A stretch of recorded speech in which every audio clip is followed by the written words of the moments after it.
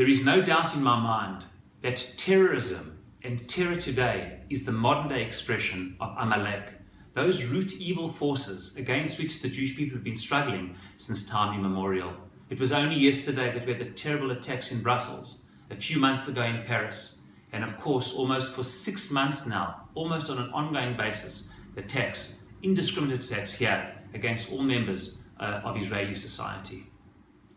Amalek is terror, and terror is Amalek in my opinion, because of the two defining character traits that we read in Parashat Zachor and play out in Purim in the Torah. The Torah explicitly says, what is Amalek? Who were they? They were a people, Asher Karcha Baderech, which attacked you for no reason when you came out of Egypt. This is not regular warfare where people argue over borders and boundaries and politics. This is hatred for the sake of hatred, declaring war and killing indiscriminately for no good reason. Secondly, Vayezanev b'cha kol hanicha sheli macharecha, says the Torah. They came and attacked not the strongest amongst you, but the weakest, those who lagged behind. The weak, the infirm, perhaps the children. This is what Amalek does, and this is indeed exactly what terror does. It is indiscriminate.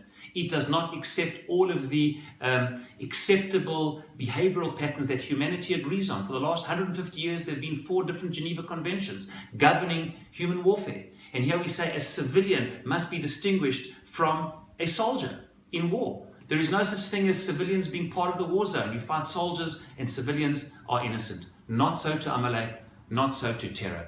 Any woman, any child, any elderly person, no matter what station of life, no matter where you are a legitimate target. This is the scourge of terror that we face in Israel and indeed all around the world today. But there is good news. On Purim, we celebrate the triumph of good over evil, the downfall of Haman Agagi, who our sages say Agag, of course, in the Tanakh is the king of Amalek, and Haman being a descendant of them.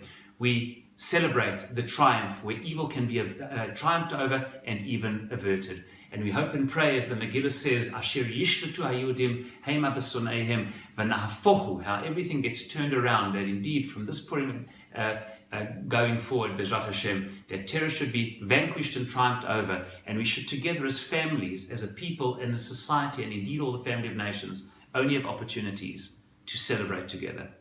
Purim Sameach and Shabbat Shalom.